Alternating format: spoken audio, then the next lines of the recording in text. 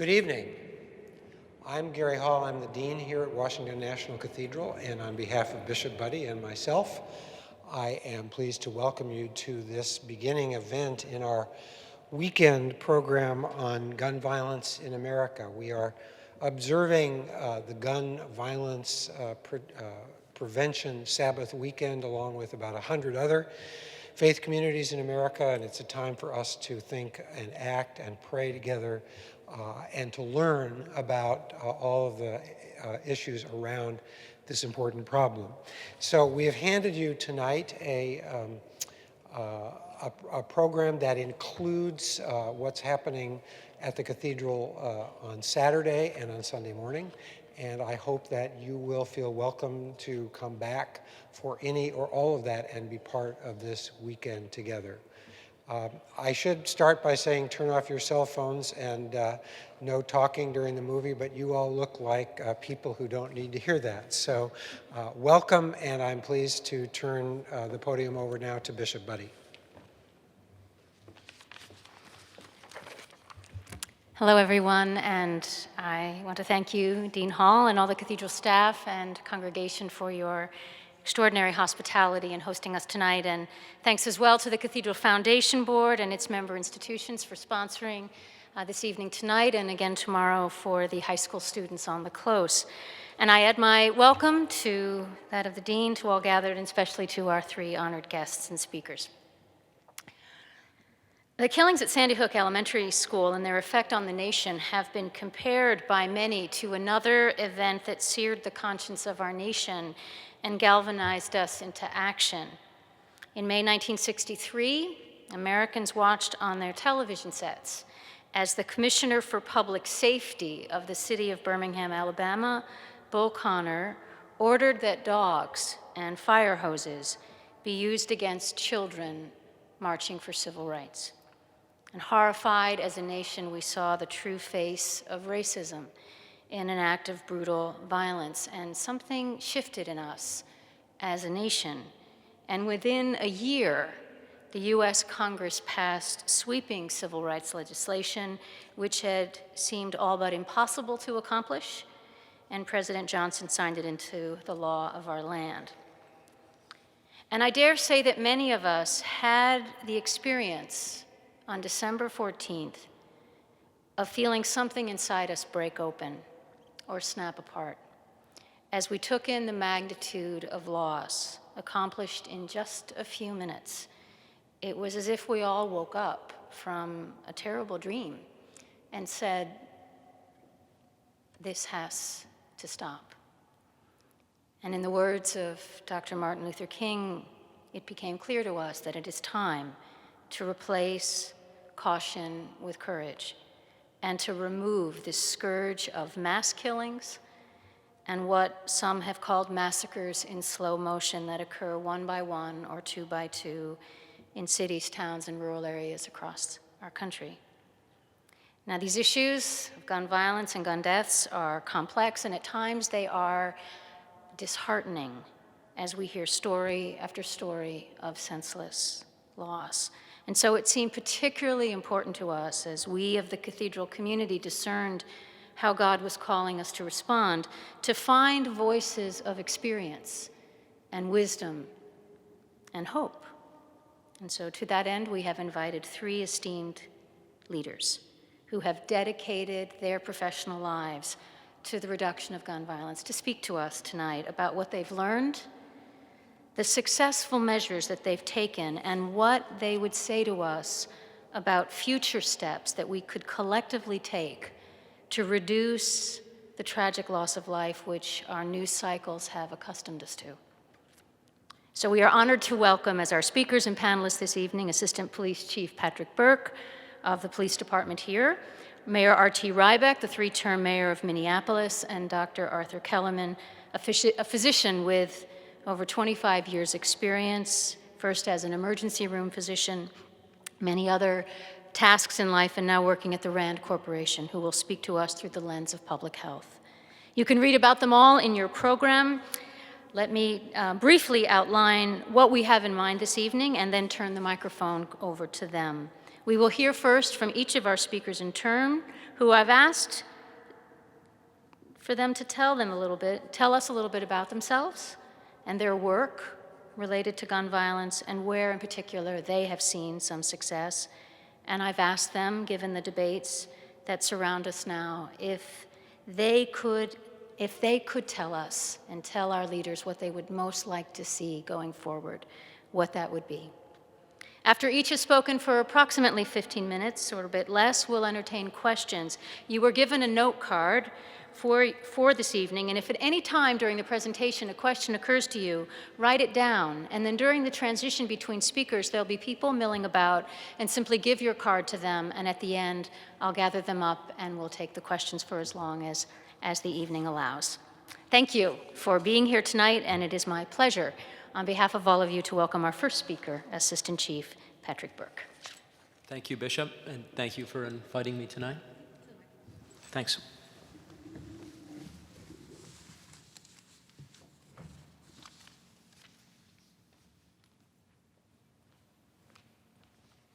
And thanks to all of you for coming out to address this important subject. Once again, my name is Patrick Burke. I'm a 24-year veteran of the D.C. Police Department. And just to give you a little bit of my career in D.C. and some of the changes that we've seen here in the city, when I came to Washington, fresh out of graduate school in Buffalo in 1989, unfortunately, we were at the height of our crack epidemic.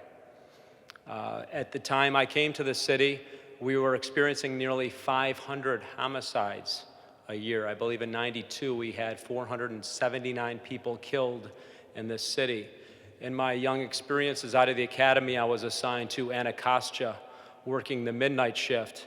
And here I was, this rosy-eyed young man who'd never touched a gun in my life, coming out of the academy, and I'd typically be on the scene of 3 murders on any night. And I'd remember looking up in a place like Berry Farms and seeing the beauty of the Capitol and some of the most gorgeous views of the city from east of the river, and seeing a young person with a shotgun put in their mouth and the remnants of their head along a street sidewalk. And those are my early experiences with the police department. I'm happy to say that I haven't been completely hardened. While we've seen a lot of gruesome things in our careers, I think we've been very auspicious in the city to make a lot of changes, and I think there's a number of factors that play in. And specifically what I want to talk about is the last 5 years and some of the changes here in Washington, D.C. This past year, Washington had our lowest homicide rate since the 1960s, since 1961 to be specific. Our lowest number of people killed in Washington in over 50 years. So much improvement has been made, but much work remains to be done. 88 individuals murdered in our city streets is far too many folks that are still being killed here. However, we're no longer considered a city of unsolved murders. Our homicide rates or closure rates have been phenomenal over the past few years, and I think it's imperative that we make sure, as far as the families are concerned and our residents, that we're taking these violent criminals off the streets and giving our families justice. And once again, if they're behind bars, they can't commit further murders. So just a few of the things that have happened, and really as it pertains to gun violence, and I talked about those decreasing numbers, about a 53% reduction in homicides in the last 5 years in the District of Columbia.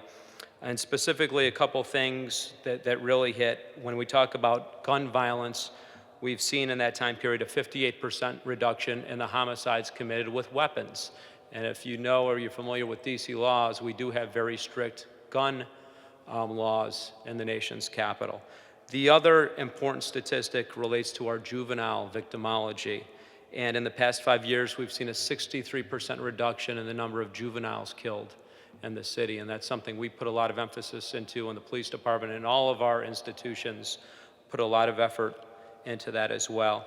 And we know there's a myriad of variables that play into violence in any city, and a number of things that can come together to help it out. The strength of families, the basic institutions, our schools, law enforcement. There's a number of things that come into play.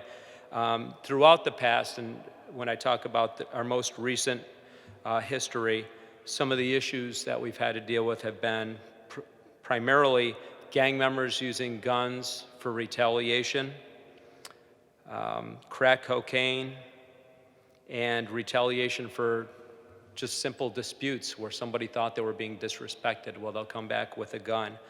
A few of the things that we've enacted in the nation's capital that have been very helpful to us. First of all, establishing a citywide gun unit to specifically deal with the gun crimes, focusing on the gangs with our gang intelligence unit and validating our gang members in the city. And rather than just targeting areas historically, which police departments have done, and putting the cops on the dots where we think that the crime is going to happen, targeting the most violent offenders. One of the initiatives that Chief Lanier championed was a GunStat program where we collaborate with a number of our partners, including the courts, our prosecutors, the Court Services and Offender Supervision Agency, and our DC Pretrial Services Agency, to essentially go after the folks that we know have a great proclivity for gun violence. And by targeting those individuals and knowing when they're out on the streets and where they're preying on people, we've been able to effectively keep those people under effective court supervision or off the streets in jail because they're committing violent crimes with handguns. While getting information has been a challenge, and you've heard sayings such as snitches get stitches, and concern for people to talk to the police, one of the backbones of our efforts have really been community engagement. Enacting, for instance, anonymous text tip lines. Our text tip calls have risen roughly 600% in the last 5 years. People are talking to the police. We encourage all of our officers to talk to everyone on their beat, to develop relationships with people so that they have someone to call, whether it's through an officer or an anonymous text tip line, to give us information about guns, drugs, or some violent act that has happened, and we've been very successful there. Through technology, we've also made great strides in law enforcement here in the city that we hope others can benchmark. The use of technology such as ShotSpotter, where we can immediately detect gunshots and triangulate on the nearest location so that even before someone can call 911, we can have a medical service unit and police officers en route. We're also tying into that ShotSpotter gunshot system now CCTV. So if a gunshot happens, not only will we get the information on that, where it happened, get services to the victim, identify where our crime scene is, but hopefully we can get a tag or some sort of evidence to help us in prosecuting that case as well. So there's a number of technologies, CCTV, mobile computers that we're using, even working with our listservs in the community and communicating with our citizenry to make sure that people know what's going on in their neighborhoods if there is a crime, and hopefully they're reporting it back to us as well. As far as our thoughts on the current debate regarding the gun reform laws, we're very supportive. I think law enforcement nationwide, and there's groups of our major agencies that have shown their support to put in place common sense laws related to firearms. Although it's true that a criminal has other options to buy a gun, the reality is we shouldn't make it easy on these folks to get guns. The measures that are being considered in Congress, such as bans on assault weapons, which belong on the battlefield and not on our streets, high-capacity magazines, armor-piercing bullets, universal criminal background checks, and federal laws on gun trafficking would improve safety not only for our city, but our police officers as well. And I've seen officers and had friends that have been killed by bullets on DC streets as well. 2 weeks ago, I was at Washington Hospital Center meeting with the family of an Alexandria police officer who was shot in the temple and has miraculously survived. I just heard his wife on the radio when I was driving over here, but that's something that we can do without. The point of requiring the checks is to make sure that we require it of everyone. Currently, all licensed gun sellers are required to do a check of the FBI's NICS system, which can be done in a matter of minutes, but an estimated 40% of the gun sales that are made are done by private individuals who are not required to do this. or to maintain records of that sale, and that's a real challenge for us. The majority of the guns, over 95% of the guns that are used in violent crime in DC streets are not coming from DC, they're coming from other jurisdictions, primarily Virginia, some from Maryland, and there's some lesser states that people are getting guns from that are coming into the city. In reference to the assault weapons and high-capacity magazines, these present unique threats to our cities and specifically to law enforcement. They're meant to shoot with accuracy over long distance and to shoot multiple rounds without reloading. Our officers don't have that firepower in a typical situation. While we do arm some of our officers post-Mumbai, post-Columbine with AR-15s that they can take out of their cruisers if needed, a normal officer on patrol has a Glock 9mm, and typically our officers are outgunned. These guns give the shooter a sense of power. They take away the power of the community and they replace it with fear.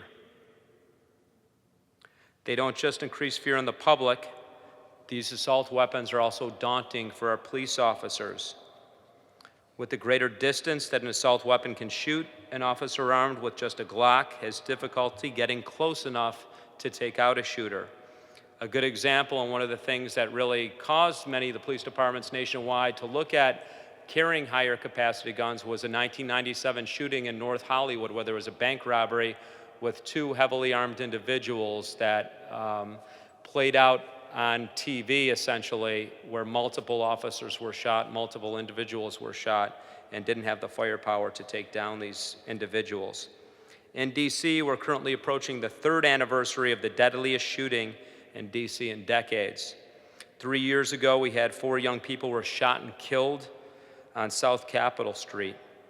Not only did we have to deal with tragic crime scene, wounded victims, and horrified witnesses, we had to send officers pursuing the suspects who we knew were armed with more deadly firepower than we were carrying. Assault weapons and high-capacity magazines are common characteristics of guns discussed in policy debates because they're disproportionately used in mass shootings. These are disproportionately, once again, used in mass shootings, high-capacity guns and high-capacity magazines. In addition to Newtown, recent examples of firearms with high-capacity magazines used in mass shootings involve Jared Lee Loeffner's use of a Glock 9 to murder 6 and wound 13, including Congresswoman Gabrielle Giffords in January of 11.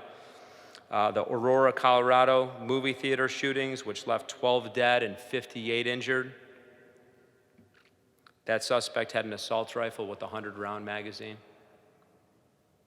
And weapons with high-capacity magazines were also used in the mass shootings at both Virginia Tech and Fort Hood, Texas, at Al-Hassan. While it's impossible to determine if these and other perpetrators would have acquired assault weapons or if the high-capacity magazines had the weapons and magazines if they had been banned, we would know that if perpetrators used those firearms that weren't equipped, there very likely would have been fewer people that were killed and injured in those specific attacks.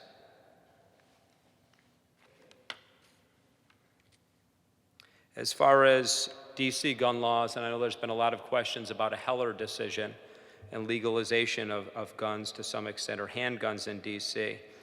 District residents, first of all, could always register shotguns and rifles prior to Heller.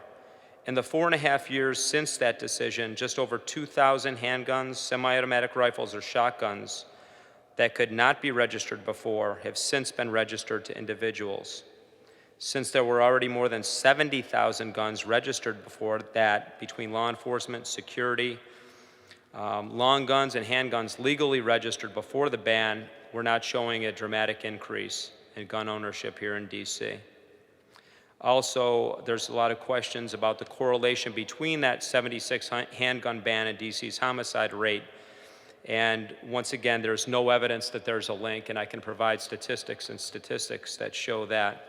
So as far as, Bishop, what we'd ask for, and I think this is not only from DC, but from the Law Enforcement Partnership to Prevent Gun Violence, so we can reach out to groups that are involved, such as PERF, the Police Executive Research Forum, the Police Foundation, Major City Chiefs, International Association of Chiefs of Police. What we'd ask for, first of all, is requiring backgrounds on assault weapons and high-capacity ammunition magazines. As I mentioned, These weapons were designed for battlefields, not for gunning down small children, moviegoers, police officers, firefighters, citizens. We know for a fact, as I mentioned, that assault weapons and high-capacity ammunition magazines are the instruments of mass shooters. Another thing that law enforcement's asking for is outlawing assault weapons and high-capacity magazines, and the fact that we know for a fact that they don't infringe on the Second Amendment. We also call for strengthening background checks for firearms purchasers. In 2011, firearms were the #1 cause of deaths for police officers killed in the line of duty. Approximately 2,000 children every year under the age of 18 die from firearm-related deaths in the United States. It's far too many.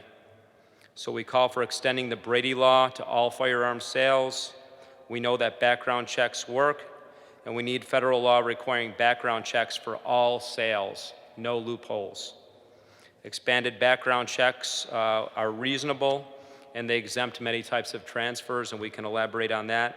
And we also need to ensure that record keeping is maintained properly, as that's essential to tracking where these weapons are.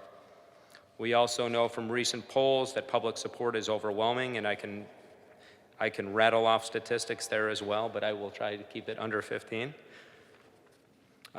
Improving records reporting to the National Instant Criminal Background Check System is imperative for our efforts, and once again, tracking these weapons.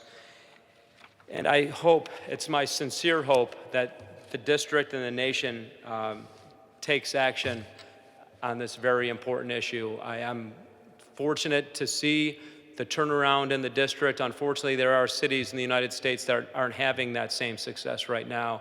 I'm raising 4 children here in the city, and I pray for them every single day, and I only hope that they never have to see the things that I have seen or ever experience a personal tragedy because of the sheer amount of weapons that are here on our streets. So thank you for the time, and I'll be happy to answer questions when we convene. Thank you. Wonderful.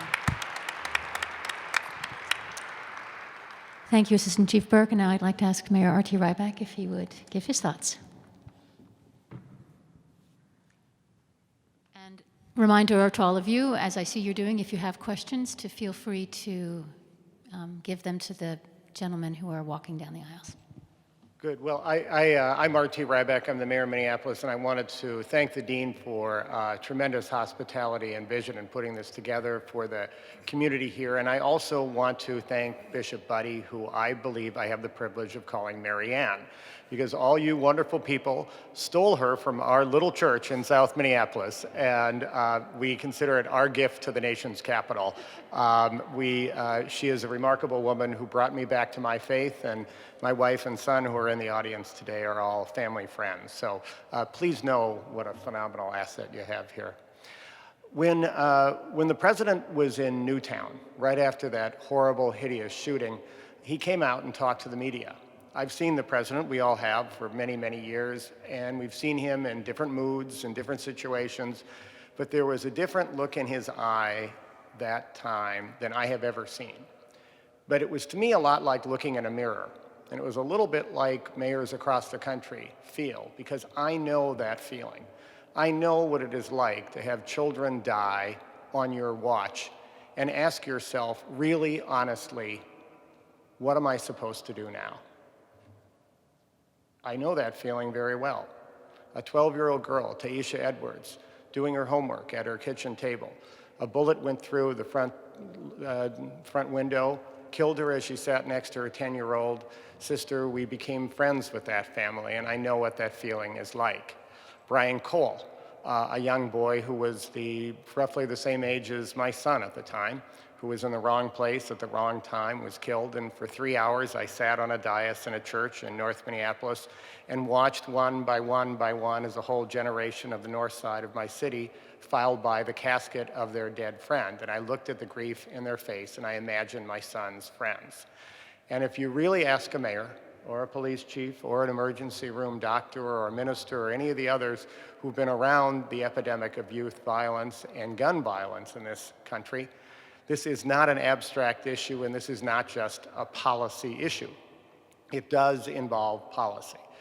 But when I hear about universal background checks, which I think are common sense, gun laws, I think not only about the debate, but I think about a woman who had a boyfriend. They broke up, and for 7 years, she stalked her boyfriend. She sought a gun. She was denied a permit because of her restraining order. She went on the internet. She got the gun, and in our community, she killed her boyfriend. When I think about assault weapons, I think about Accent Printing. It's a printing company, a small business in our community. It was one of the most successful printing companies we had. Administration people came to talk about how this little company from Minneapolis was doing exports. Ruben Rahamim ran that company. I met all the top leaders of it. I got a call one night a couple months later that there had been a shooting at Accent, and when I got there, I learned that Ruben was dead. So were 6 other people. There really, to me, was not a question about just whether that was an assault weapon or a mass shooting. It was about people who I've seen and I know. And I could go on a long time. I could talk about the debate that happens in Washington about whether federal officials should share information with local police officers. That means something, but to me what it means is as I stand on the corner over a dead child and a mother looks up at me and asks, where did the gun come from? And there's a police officer here and a person from the Federal Bureau of Tobacco and Firearms there, I have to explain to that mother that they can't work together because a congressman has stood in between that dialogue and said that federal official can't share that information.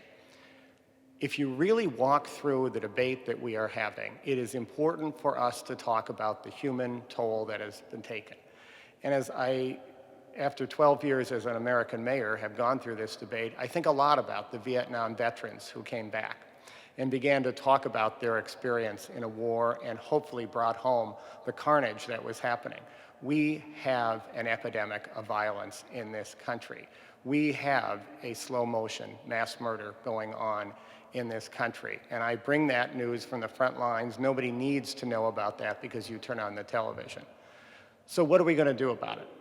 Well, one of the things I did a number of years ago is, following the leadership of Mayors Bloomberg and Menino, I joined the Mayors Against Illegal Handguns. I didn't join the mayors who want to stop hunting. I didn't join the mayors who wanted to shut off people's constitutional rights.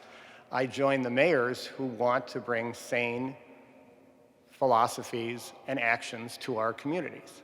I did not believe that passing laws in Washington or in the state capitals alone would solve this.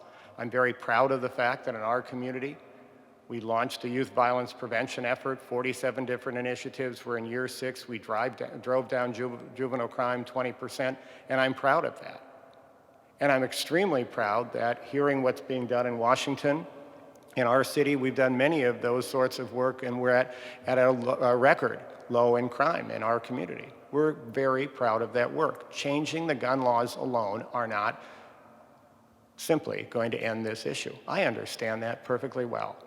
But I also understand that when we brought mayors and police chiefs from around the Midwest together for a Midwestern Gun Summit, the first thing they asked for was universal background checks. And they said something that I think was remarkable common sense to me. They said that if after 9/11, we had said that when we went to airports, 60% of the people would be checked and 40% of the people could get on the plane with no questions asked, I would imagine that the terrorists would go to the line where they were not checked. How about you? It is common sense to me that if we have chosen to say that some people should not have a gun, like that woman who developed an obsession with the boyfriend who broke up with her, if we have chosen to say that some people should not have guns, why do we choose to say all of them do not? If we have chosen to say that 60% should do that, why should there be a person in northern Minnesota, 2.5 hours from Minneapolis, having a garage sale? And at the garage sale, he goes around to other garage sales and collects guns that are sold there, and then he sells them in northern Minnesota. And criminal elements from my city go there. They purchase the guns. One by one, they are traced back. If you ask yourself, what we should do more if crime is down in this country, and I say I'm so proud of our Youth Violence Prevention Initiative being successful, then ask ourselves why a summer ago when 3 kids, teenagers in a row, were shot one after the other, the only thing I could think of as I stood at one more vigil was, who is arming our kids? And as we tried to get at that information, I faced the fact that there are congressmen who have taken the action to say that the federal information that could answer that cannot be computerized. That makes as much sense as saying that the Department of Treasury should use an abacus. That is ludicrous, ladies and gentlemen, and we should be outraged by that fact. I have seen too many kids die. I have been to too many funerals. I have heard too many eulogies for phenomenal people I will never meet to somehow accept this as only a political issue and somehow accept the dialogue that is happening in this city and in our state capital that somehow says, well, you know, it's the right thing to do, but it will never happen. We cannot accept that.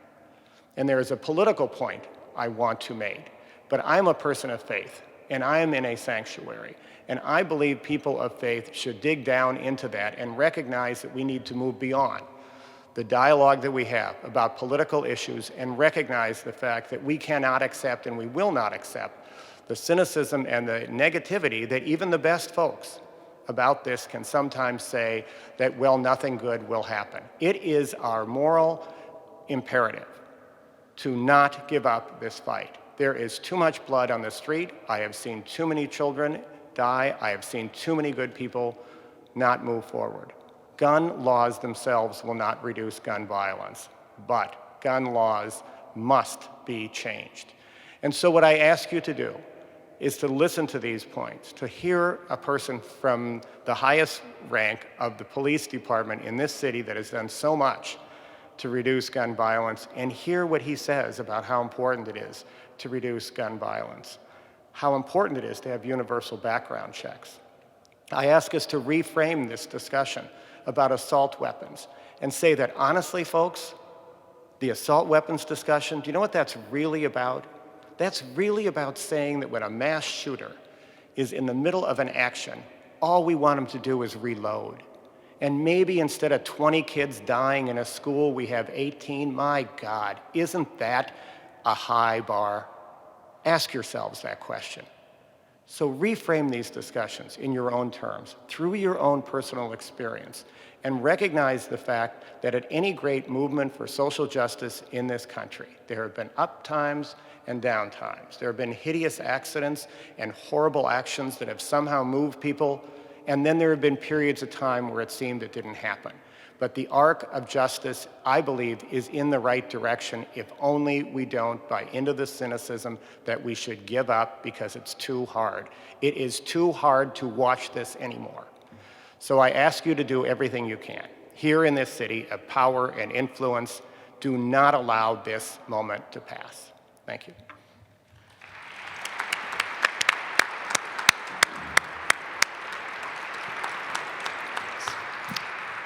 Dr. Kellerman, thank you, Mayor Rybak. And if you have questions, be sure to write them down, and we'll be collecting them still. Thank you, Bishop. For those who noticed that the cadence of my speech is somewhat different than the prior two speakers, allow me to introduce myself and explain a little bit about my background, because you know, whenever you hear people talk about guns or gun violence or gun control, it's important to know where they come from. It's important to know what perspective they represent. So first of all, I'm a Southerner, born and raised in East Tennessee, and like many young Tennesseans, was taught to shoot at a very young age by my father. I was also taught that owning and keeping a firearm is a tremendous responsibility you can never take lightly, and I've never forgotten it. I'm also an ER doc, and for 25 years, I worked in inner city public hospital emergency rooms supporting level 1 trauma centers in Seattle, Washington, later Memphis, Tennessee, Atlanta, Georgia, and then recently I moved to Washington, D.C. Over that time period, I know I treated, and my colleagues treated, hundreds of victims of gun violence, suicide attempts, and accidental shootings. I know firsthand the damage that a firearm in the wrong hands or used in the wrong manner, what it can do. Third, I am a public health researcher. I'm one of those odd ER docs that actually thinks that the best way to prevent a life-threatening emergency is not to let it happen in the first place. And for the most of that 25 years, I also did a lot of the most significant public health research on gun injury prevention, and was one of the docs that so upset the National Rifle Association in the late 90s that they managed to pressure Congress into essentially shutting down the CDC's capacity to do gun prevention research. And let that one sink in for a moment. The most respected public health agency in the world was told, you can no longer fund science on understanding how to prevent gunshot injuries. That prohibition was put in place in 1997, and it exists to this day. And we have not had the kind of science to help us make smart policy choices going forward, or to make smart choices as individuals about what we want to do in our own homes, because the flow of research findings was shut off in the late 90s. Now, when Sandy Hook happened, I was at my office in Rand and had really left this issue behind several years ago, in part because there was no point. You couldn't get funding to do research. But I did feel drawn back to it like many of you did. And I sat down and I wrote out what I thought were some of the early and even now important lessons from Newtown, Sandy Hook Elementary, and the challenge that we face in this country. And I just want to briefly offer those to you. Lesson number one, the weapon matters. The same day that that shooter killed 6 teachers and 20 first graders in Newtown, a deranged farmer in the Hunan province of China attacked a school of kids with a knife and slashed 22 children. Some of them were seriously injured. None of them died. The weapon matters. As was said earlier, Adam Lanza went into that school with 3 firearms, 2 handguns, medium caliber, but if you've ever fired one, they're not easy to handle, particularly for a very slightly built young man, and an assault rifle, a Bushmaster AR. You know where he got those guns? From the first victim, who kept those guns for sport shooting, but also for protection. But they didn't protect her that day. She was killed by her son, who then took her assault rifle and her handguns to the school. The weapon matters. And because he had that rifle, I really believe he was able to maintain a pace of fire. He did not have to take much time to reload, and he could aim far better than an inexperienced young shooter could have with a Glock 10 millimeter or a 9 millimeter 6 Sauer.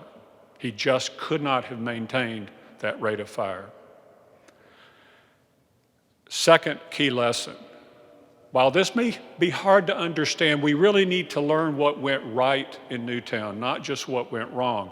And you know what? As bizarre as that sounds, some things went right. The courage of a 5'2" principal and a handful of school officials saved the lives of children. They confronted the shooter, they slowed him down, they gave their lives to protect those kids. The second thing that happened were other teachers demonstrated tremendous judgment. They didn't run out into the hall. They didn't try to flee the building and go through a free fire zone. They locked down doors. They hid their kids in classrooms. They made them quiet. They waited the shooter out. They saved lives. Lockable doors in that school building saved lives because the shooter couldn't get through the door to get to the children. And finally, a very fast 911 response by the local police department saved lives. When the shooter heard the sirens and knew the police were coming, he turned the gun on himself instead of killing more kids. So as horrible as it was, it could have been worse, but for the courage of the school staff, the principal, lockable doors, coolness under fire, and a prompt response. Lesson 3, as great as that 911 response was, it will never be fast enough. We have got to do a better job of preventing shootings, not just reacting to them after the fact. Years ago, colleagues and I did a study of gunshot injuries in 3 U.S. cities, all of them served by advanced life support ambulance services and level 1 trauma centers. 97% of the victims who died of their gunshot wounds were either dead on the scene or within 24 hours of their injury in the finest trauma care systems in the world. We cannot treat our way out of this.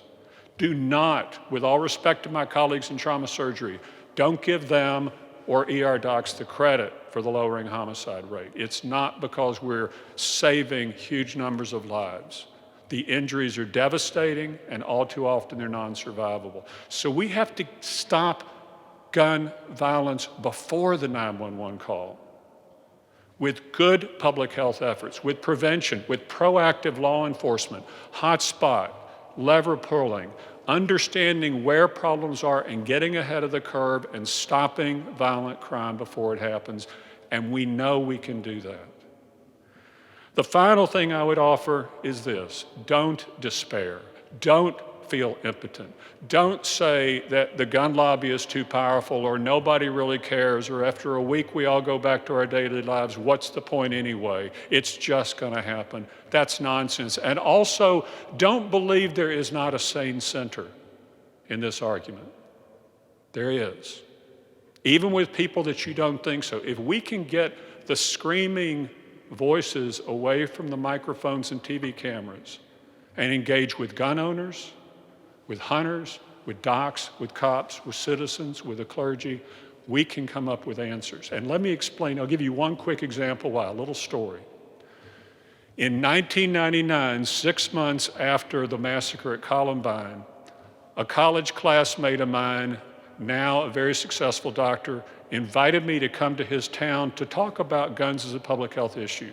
Dr. Ted Eastburn had run and been elected to the city council of Colorado Springs a while earlier, and he thought this would be a really good idea. Now, trust me, 6 months after Columbine, go to Colorado, talk about guns in one of the most conservative cities in America. I don't know who was more naive, him for inviting me or me for saying yes.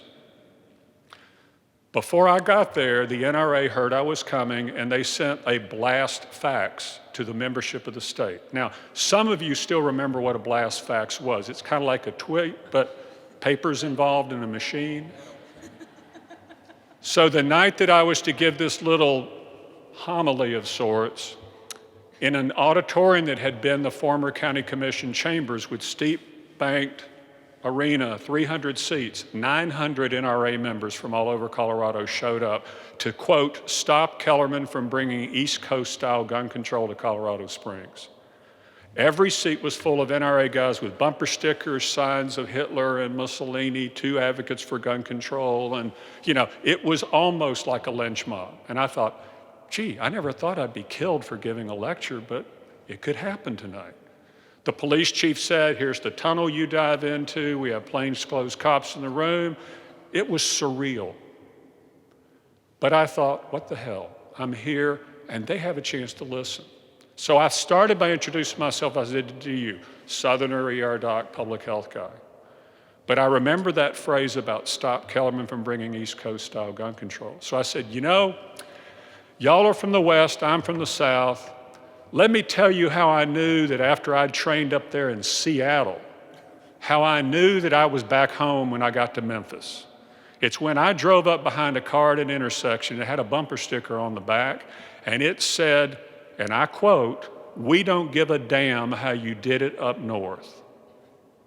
And I said, and friends, I know you don't give a damn how we do it back east. Roar! The crowd goes nuts. Yeah, hoo, hoo, hoo. They're all howling and carrying. And I said, so let's just get one thing out of the way. I'm not here to tell you what to do. I'm not here to rewrite your city ordinances. I'm not here to tell you how to live your lives. This is your state. This is your town. This is your community. You will make those decisions. Are we all right with that? They're kind of looking at each other like, and why did I drive 200 miles to come over here tonight? And I said, so let's just talk for a while. And I proceeded to talk about personal responsibility, safe storage, the idea that you wouldn't have a $5,000 necklace on a peg on your wall and walk out the door. Why would you leave your father's shotgun or a rifle on a peg on the wall? You'd put it in a safe. I talked about the fact that I didn't think anybody in that room wanted a bunch of gangbangers driving up and down the main drag of Colorado Springs with a sawed-off shotgun under the front seat or a Tech 9. They're kind of nodding. They're like, do I clap or not? What am I supposed to do, Bob? They didn't know what to think.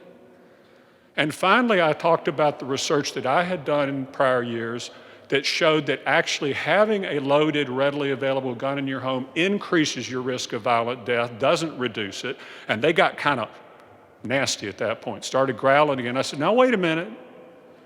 I didn't shoot them, all I did was count them. So just listen to it, hear me out. This was the remarkable part of this story. At the end of the evening, they actually applauded. Now, I won't claim they got a standing ovation, but they did applaud, and more importantly, about 30 of the people who had come there to run me out of town lined up and shook my hand. And one of those hardcore NRA guys said, you know what, Doc, we were lied to about you. You're all right. I can agree with 95% of what you said tonight. I'm not sure about that home stuff, but the rest of it, I think you're spot on. And I said, it's America. I call that a win. That is the sane center. If we can take the leadership to one side and talk to the members and talk to gun owners who are just as caring and just as concerned and just as responsible as anyone else in this issue, there is a sane center. Now, this story does have a sad ending. My friend Ted, cardiologist, started the heart transplant program at Vanderbilt with Bill Frist before Senator Frist went to the Congress and he went to Colorado Springs. Well, about 8 years after this remarkable night, Ted's life took a tragic turn. His then 22-year-old adopted son, Teddy, shot and killed himself, a suicide. He was in the Army. He had volunteered at age 17. He was on the verge, after a tour in Iraq, he was about to be deployed to Afghanistan, and he took his life. It devastated Ted. 3 years later, my friend shot and killed himself. In his doctor's office, in the morning, the staff found him, and they found the gun. Next year, if we do nothing, 30,000 Americans will die from gunshot wounds, like my friend Ted did, like his son Teddy, like the 27 victims at Newtown, like hundreds of people that we probably know between us in this space. It doesn't have to happen. Think about this. Over the last 20 years, the rate of fatal car crashes in the United States has gone down 31%. The rate of deaths in house fires has gone down 38%. And we have cut drownings in America in half. And you know what? We didn't ban automobiles, swimming pools, or matches. But we were smart. We identified and implemented strategies that work. We came together as a country and we made a difference. Reducing 30,000 firearm fatalities by 30% would be quite a win. We can do it if we have the courage and the will. Thank you.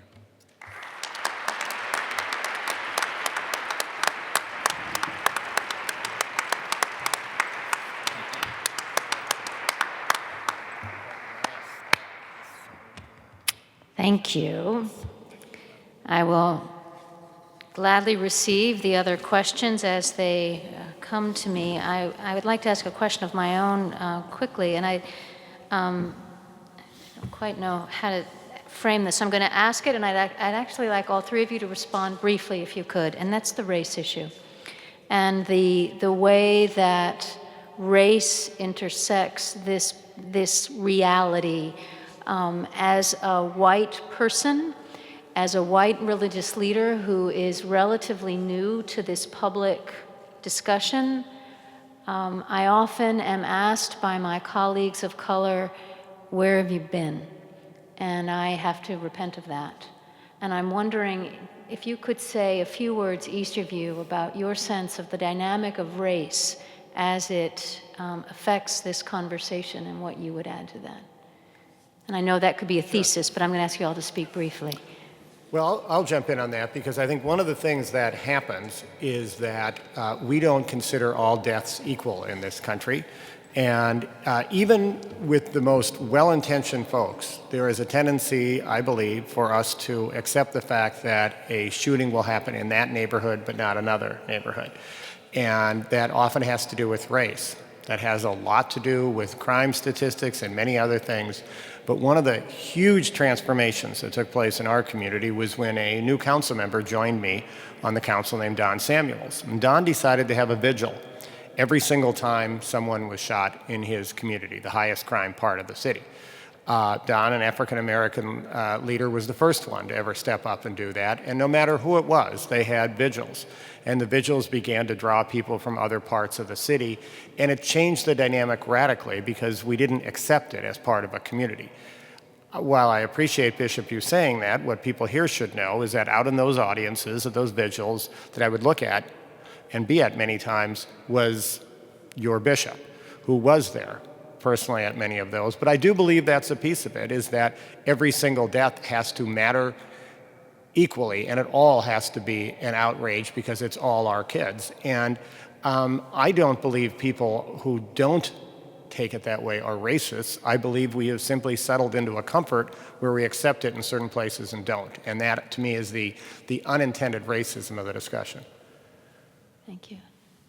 And I couldn't agree more. I think until we get to the point where every death matters, that we're going to continue to see these issues, especially in D.C. I know in the areas that I've worked in, they've been predominantly young black males. And it always bothered me as a young officer. I could see 4 bodies a night, and maybe they'd be on the 4th page of the C-section of Metro. Wherein if someone else were killed in Georgetown or another area of the city, it would be front page news that we'd hear about for days until we worked and closed those cases. So I'd always use that term, the apportionment of guilt and blameworthiness, and unfortunately, that didn't always take place. I like to think now that, especially with the lower number of homicides and more emphasis being placed on everyone that's not only killed, but when a gunshot happens or there's an assault with a dangerous or deadly weapon in the city, that it is taken very seriously. Not always by the media, and they don't apportion it that way, but always by the police department. And we owe it to every family to do our best to give that family justice, find the person who committed that act, and get them behind bars so they can't do it to someone else. I would just add that in the 25 years that I was very clinically active, I worked with and for the African American community throughout that period of time. And while there are those who would say, well, minorities, quote unquote, or African Americans are disproportionately the perpetrators of violent crime, they are certainly disproportionately the victims of violent crime.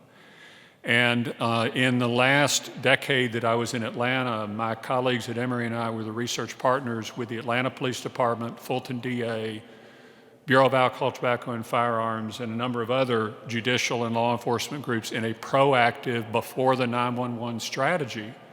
And we focused on high-risk offenders, high-risk neighborhoods and buildings, primarily crack houses, in the hottest hotspots, predominantly in minority neighborhoods in Atlanta. And we were able over that 10 years to bring homicide rates down 50% in the city, and we cut our aggravated assault, our trauma admissions to Grady Hospital by almost 50%. So this is a fixable problem. We're not going to eliminate them all, but boy, can we knock the bottom out of this if we work together. Thank you so much. A series of, I think, relatively short answer questions for Assistant Chief Burke. First of all, are programs to turn in guns to the police effective in reducing gun violence?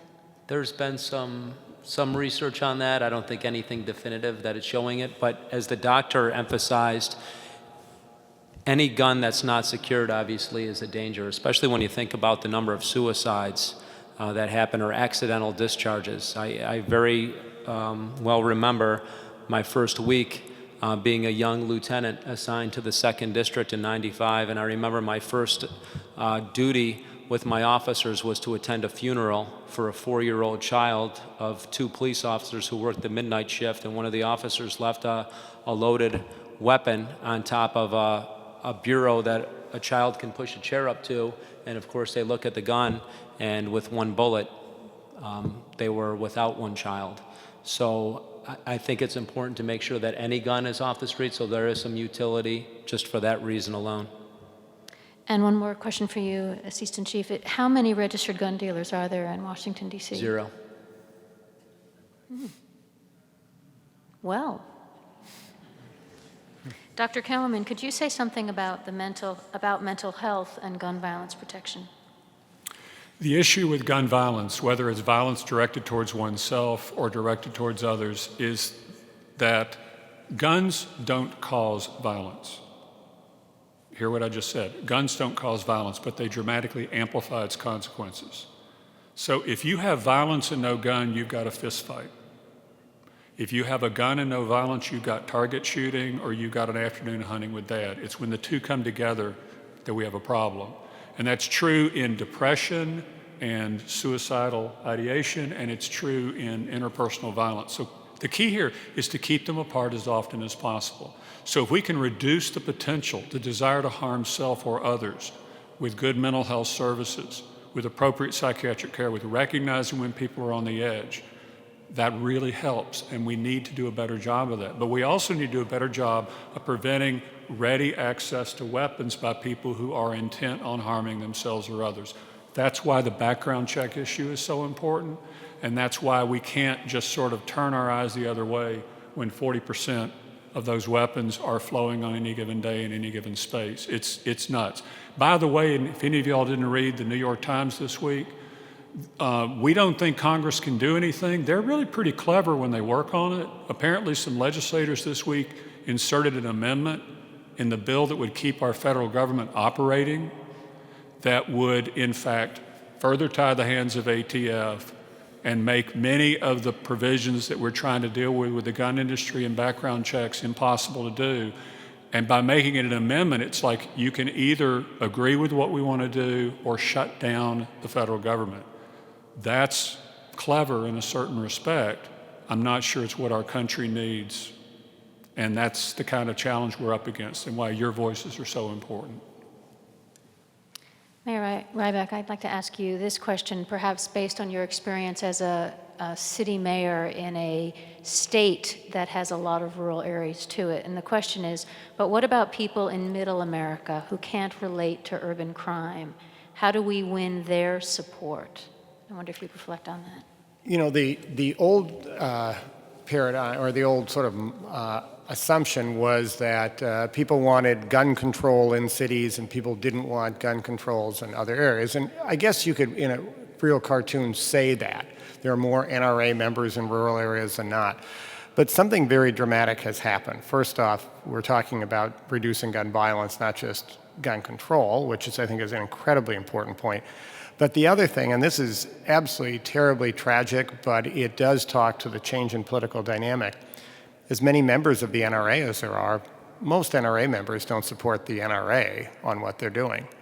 There's also a growing army of folks who tragically have become lobbyists by direct personal connection to gun violence, which is not just happening in cities. Newtown is, of course, a suburb. So is the suburb of the movie theater in Denver, and the other areas, rural areas have seen much more of this. And what has happened now is it's not an urban issue. And especially as people look at issues of mental health, and as they look at background checks and others, the danger is, frankly, actually as much rural as it is urban. Thank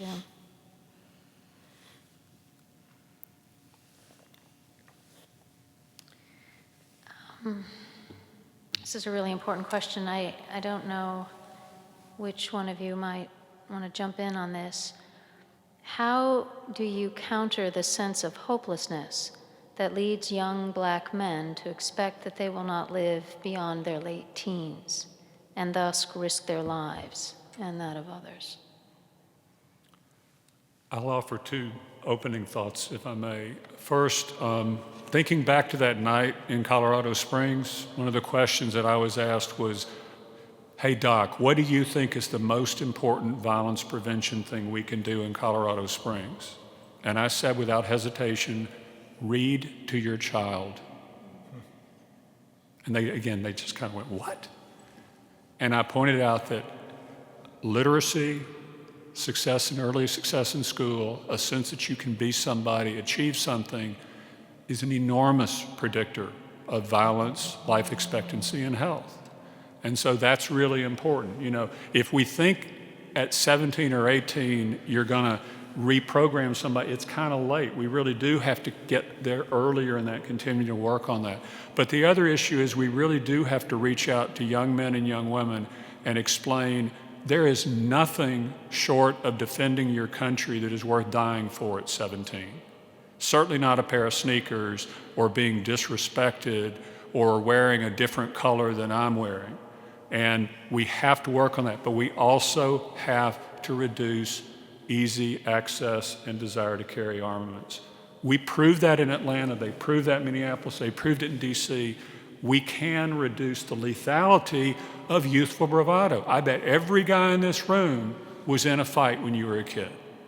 But you probably didn't shoot somebody because you didn't have ready access to weapons, and we can make a difference even in inner city neighborhoods and in rural Maryland or Virginia or Georgia. You know, I remember once being at a meeting in North Minneapolis and gang members, older gang members, were talking about the shift in culture in gangs that they remembered from when they were young relative to now, and their point was exactly the same. Their own surprise at how lethal the fights between gangs had become relative to the peaceful days of their gang fights. I don't quite know, but the comparison was striking to me that even they, as former gang members, were struck by how violent gangs had become. The one thing I would only add to this, which is something we forget with the concealed carry crowd, is a gun is a lousy defensive weapon. You got to take the other person out first. A gun isn't a bulletproof vest. It doesn't stop a bullet. It only works if you attack. It's a first strike weapon. And so when you take a 16 or 17-year-old that's pumped full of testosterone and sees a potential threat on the street and he's thinking he's armed too and is an adversary, you have no time to make a decision. That's nuts. So we know that we can make it more dangerous in terms of law enforcement to be caught carrying a gun illegally. And as more people stop carrying, you're less afraid and less inclined to carry yourself, and you get a virtuous cycle and violent crime comes down. Could I make a very quick point on this? Sure. Because I very much agree with the premise of the question, which I really understand to be there is more violence in parts of our country where there is less hope. There is no question about that. I spend a lot of time in the upstream part of it. But we should not accept the idea that the only reason that there is higher crime in places where there is more unemployment and less hope is because of that. We are also dealing with a drug war that is an absolute complete failure that's created an underground economy that we wink at and allow all of that. We face larger issues of domestic abuse, which are clearly a part of that, larger issues of mental health that are part of that as well. So if we want to unpack this and look at the disproportionate amount of shooting that takes place in deeply impacted areas, don't assume it's only because of hope and economics. And the last thing that I would also add, obviously the education system has to be strong. We've got to have opportunities for jobs once they hopefully get through high school. And the last thing is, I think, just the strengthening of our basic institutions. And with many of these young people, unfortunately, what if dad's in jail? What if mom and dad are both in jail? Family, religion or spirituality and education, just our basic institutions, if those could be strengthened, there can be hope. But unfortunately, we see too many times where, and the good people and kids that make it through, and I'm always energized to see these young folks through, it seems like they find somehow it's grandma who drags them to church every Sunday. Yes. and holds them to it. It's the coach who grills them on the field, or somebody that they have especially for the young men, a male mentor in their life to lead them through. But once again, I think just the strengthening of the basic institutions would make a big difference. Another quick question for you, Assistant Burke. Could you just explain briefly what's in the Brady bill? You mentioned that before.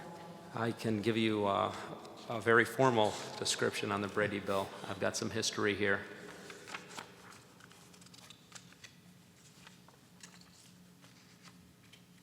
And essentially, to give the quick overview on the Brady law, it requires background checks for firearms purchased through federally licensed dealers. However, currently no check is required for private sales. So an individual can evade a check by going to a gun show or answering an online or print ad, for example, or buying it in a garage, as the mayor talked about. Up to 40% of firearm transactions are private currently, which means that criminals, felons, fugitives, and other dangerous people are buying guns on the honor system. That's 40%. Allowing these transactions to occur without background checks is tantamount to permitting 40% of passengers to board an airplane without going through airline security.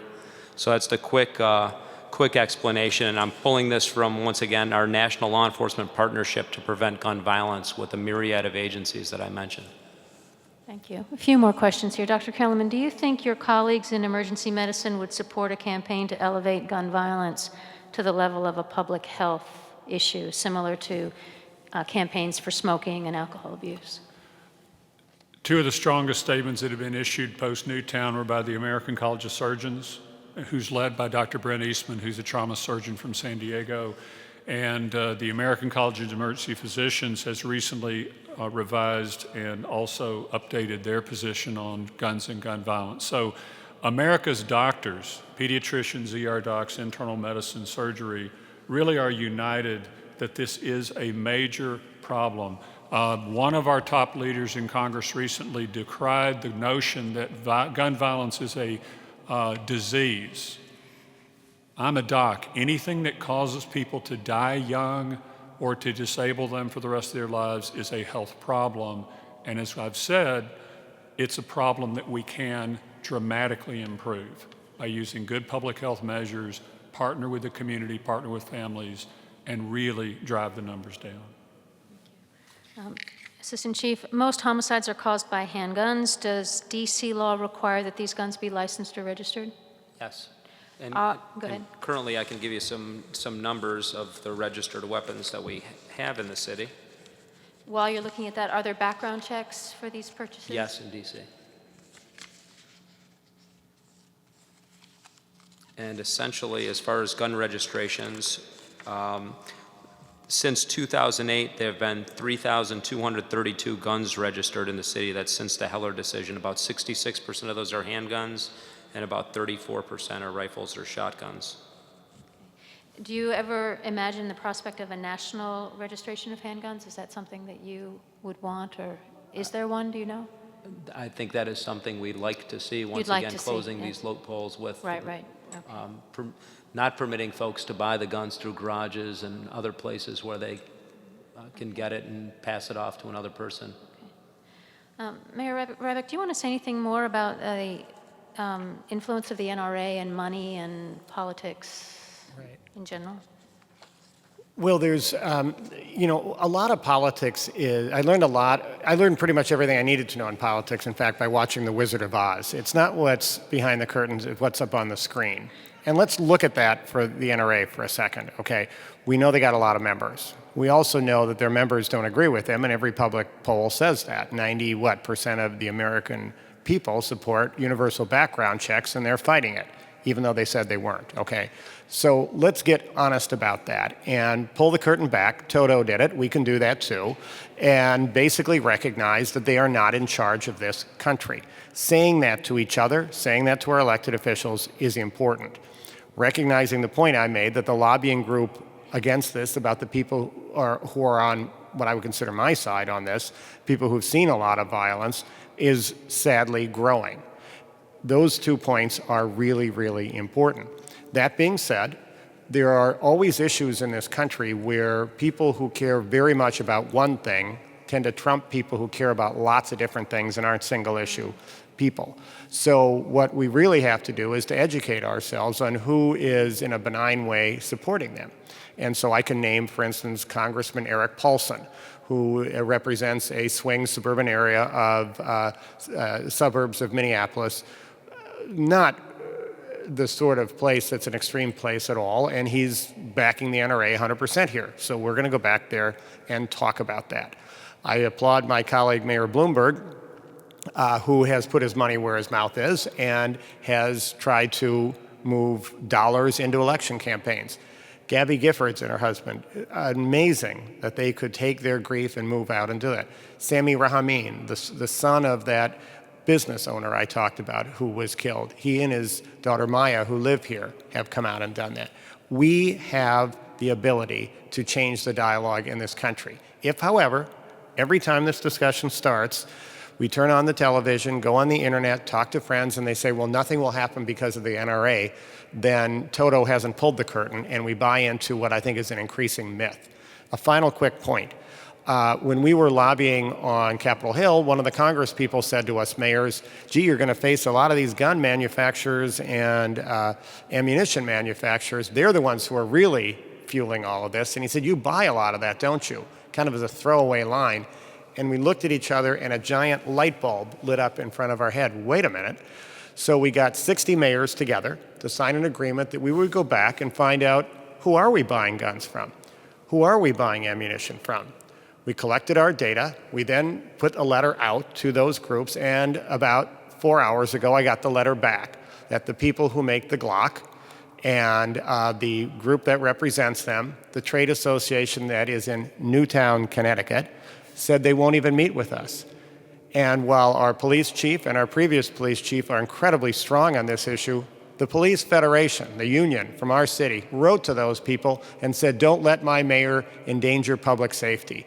Well, I can't wait to go back and tell the taxpayers of my city that somehow these people in Newtown, Connecticut won't even meet with us to talk about the tax dollars of the people of Minneapolis going to people who are keeping the streets unsafe. We've got to get up off our knees, can I say that in church, and fight this battle. Okay, one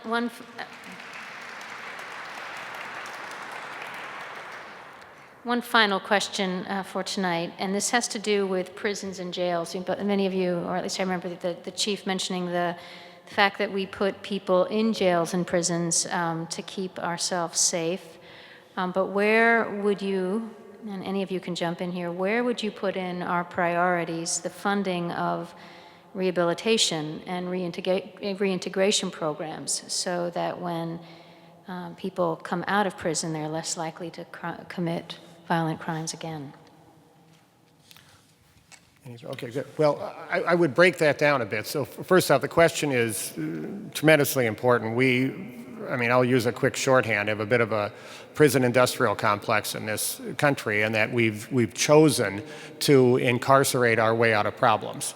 And I've dealt with this especially in the youth area where our third value is to rejuvenate our kids, don't throw them away. I feel that about adults as well.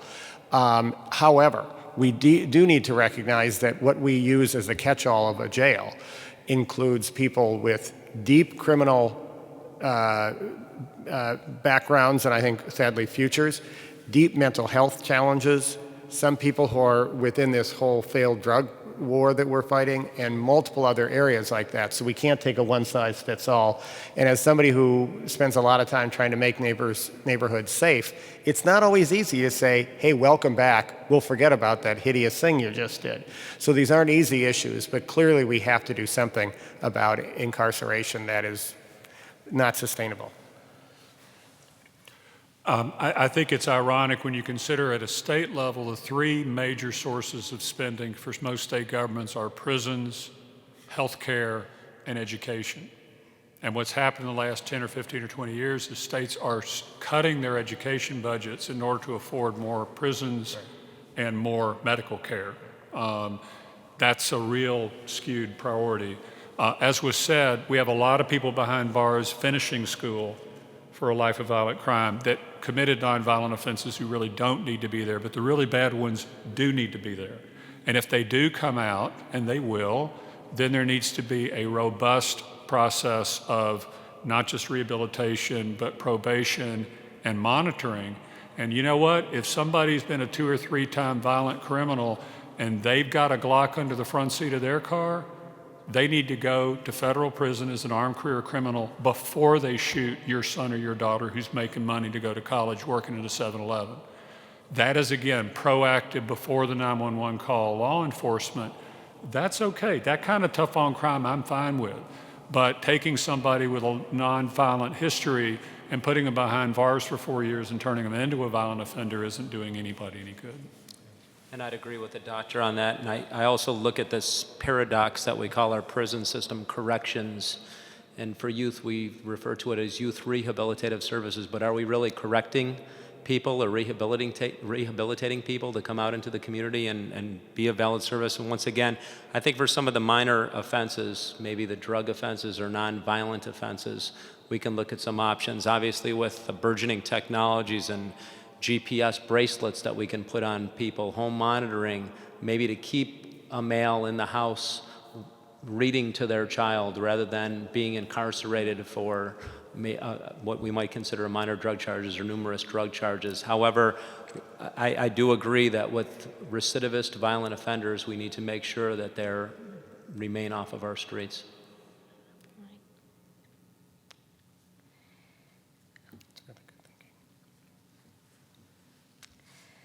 We have had quite an evening. There is one question here that feels more rhetorical than pointed. So I think I'll ask it for all of us rather than for you all to answer. And that is, if Newtown doesn't fundamentally change the debate on guns, what would it take?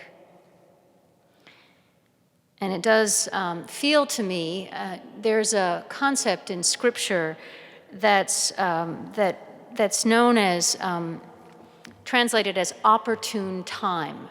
It's a moment of potential, of possibility, when things that seemed impossible, once felt impossible, no longer feels that way because of whatever spiritual energy is coming toward that moment. And there's a wonderful line in one of the letters from St. Paul where he says, "See, now is the opportune time." And I leave us tonight with that thought that this is an opportune moment. And one of the gifts of an opportune time is that efforts that might have proved less fruitful earlier could be very fruitful now. That there's a certain amount of energy that is moving with us as opposed to what it feels like when you're just swimming upstream with no momentum going in your direction. And so it not only motivates, but it energizes. And I certainly have felt that myself, that when you're part of something that is moving toward good, you gain energy even as you're working toward something that feels elusive. Were you going to comment on? I just, before we part, if you would allow me to just say one small thing, but just. Okay, why don't you say it now? Well, folks, I'm a cradle Episcopalian, and I never thought I would actually be able to sit up here. And I don't know that I'll ever be able to again, so I would be remiss if I didn't take this opportunity to say, go in peace to love and serve the Lord. Wow, thank you. I would also like to leave you with a wonderful passage from the Talmud that I came across this morning, and this may be our benediction. Do not be daunted by the enormity of the world's grief.